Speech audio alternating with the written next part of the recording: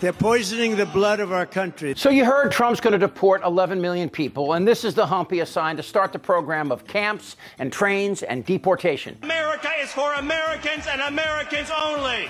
And everything this guy's about to say is a lie. I'll prove it right here. This will be short. Watch. Well, I know you don't want to give away the whole game book, but you do have deportations, mass workplace stuff planned, any other kind of category of deportations of interest? Look, as the president said on stage many times, which I agree with 100%, it's going to be the same it was during the first administration, which is just a hell of a lot more of them because 10 million people have entered this country illegally under the Biden administration, or they actually let into this country, even though it's violation of federal law, what they've been doing, the abuse of the parole authority. But look, I've been clear, President Trump's been clear.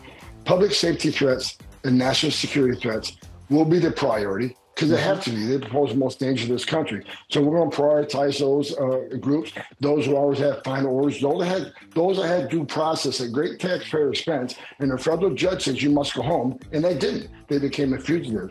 So, and as far as worksite operations have to happen. Here's why, Steve. Where do we find most victims of sex trafficking and forced labor trafficking? At work sites. And the Biden administration shut down work sites. On one point, they say we care about sex trafficking and human trafficking. Then they shut down work site enforcement, which is one of the main areas we find the victims of this. I want to add one more thing, another priority. This administration has lost over 300,000 children that were smuggled in this country by criminal cartels they can't find. That's another priority. We need to save these children because some of these children are in forced labor, some of these children are in sex trafficking, some of these children are living a life of hell every day. And we need to save these children and get them back with their families.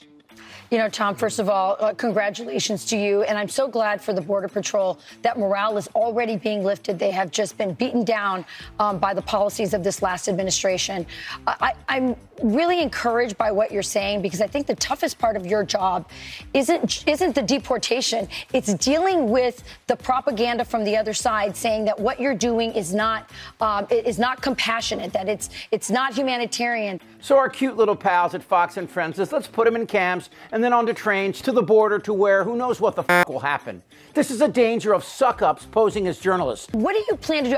I'm glad you mentioned the 300,000 children that are missing, but how are you going to deal with those kinds of attacks? So let's talk about that 300,000 missing kids number. Johnny Donuts lied about it at the debate, and as you just saw, Holman, Sackless Steve Doocy, and Cinderella did as well. So how about some facts instead of lies? Let's start with the Biden administration has lost more than 300,000 unaccompanied migrant children. Bullshit. Here's what's happening. 290,000 unaccompanied migrant children that came into the U.S. as of May of 2024 have not received a notice to appear in court. It's bad paperwork. That's it. They're not lost. These children were put into custody of family and relatives, and these figures came from ICE. And these lost children, they came into the U.S. between October of 2018 and September of last year. During that period, there were a total of 500,000 unaccompanied children released by ICE. The vast majority released while Trump was president. The same ICE officials who worked under Trump and Biden said these kids aren't missing. So for the record, these kids aren't bringing crime, they're not racist, and they came in under Trump. Even though you know that this open border has led to sex trafficking of children and an exponential increase of child labor, illegal child labor. Frankly, I don't care what people think about me, especially on the left. Sex trafficking and child labor? Yeah, there is sex trafficking, and it's horrible and tragically ironic. This is from Homeland Security. After 9/11, the Department of Homeland Security began working toward making the U.S.-Mexico border more secure than it had been in the past. So when common migratory pathways became more difficult to use or closed off completely, illegal operations such as people smuggling, drug smuggling, and human trafficking arose. But when Republicans had an opportunity to address it in their response to Biden's State of the Union, they brought in this idiot, a junior senator from Alabama, and she said this. The cartels put her on a mattress in a shoebox of a room, and they sent men through that door over and over again for hours and hours on end. Problem was, that woman was raped in Mexico, and it happened under Bush. And child labor, 9 red states have lowered ages where children as young as 13 can work weekdays, nights, and weekends in factories and under dangerous conditions. Which brings me to the next Republican lie. Frankly, I don't care what people think about me, especially on the left. Republicans like this grotesque hump are lying when they say 10 million undocumented came into the U.S. under Biden. That's a claim with no backing. There are between 11 and 15 million undocumented in the U.S., and they are the backbone of our agriculture and manufacturing economy, as well as employed by Trump's properties and at Mar-a-Lago. The smart thing would be to give them amnesty and put them in the system so they could contribute to our nation. And that's not my idea. It is true our borders are out of control. It is also true that this has been a situation on our borders back through a number of administrations. And I supported this bill. I believe in the idea of amnesty for those who have put down roots and who have lived here, even though some time back they may have entered illegally. You've talked about a mass deportation program. How is that practically possible? Because a lot of the millions of people have had children here who are American citizens. And don't you think the first time there is an image on television of a family tearfully being told to board a bus, that whole program would end? That's right. If you take a young woman with two beautiful children and you put her on a bus and it ends up on the front page of every newspaper, it makes it a lot harder. The promise to deport is built under two basic lies. One, undocumented people are dangerous. Not true. They commit 10 times fewer crimes than these humps, and they have large families, go to church, stay married, and given the choice, would probably vote Republican. But it's the second reason that is really dangerous. They're not white. If you think that's an exaggeration, look at the people Trump has surrounded himself with. White supremacists like Nick Fuentes, who was a dinner guest at Mar-a-Lago. Here he is attacking J.D. Vance's wife, who was Indian and not white. J.D. Vance also has a non-white wife, an Indian wife, and a kid named Vivek. All his kids have Indian names. So it's like, what exactly are we getting here? And that's not a dig at him just because I'm a racist or something.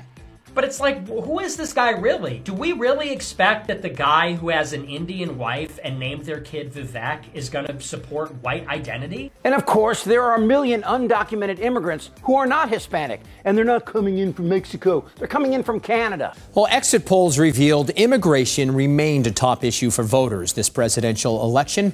It was also a central focus of the Trump campaign. And while fewer immigrants are coming through the U.S.-Mexico border in recent months, there is a different situation playing out at the border in our own backyard. An FBI special agent describing how close a terror suspect came to entering the United States. In September, police arrested a Pakistani man in Ormstown, Canada, just 12 miles from the U.S. border. Of course the border has problems, but Trump has never had a solution. And this pale monkey is nothing but a racist attack dog, of which under Diaper Donnie we should get used to. He wants to deport anyone who is undocumented as well as anyone who supports them, either by offering them shelter or even challenging Trump. I'm not kidding. The First, Fourth, and 14th Amendments are all in harm's way. It's the enemy from within, all the scum that we have to deal with. This will always be an important insight into the real concern for Republicans.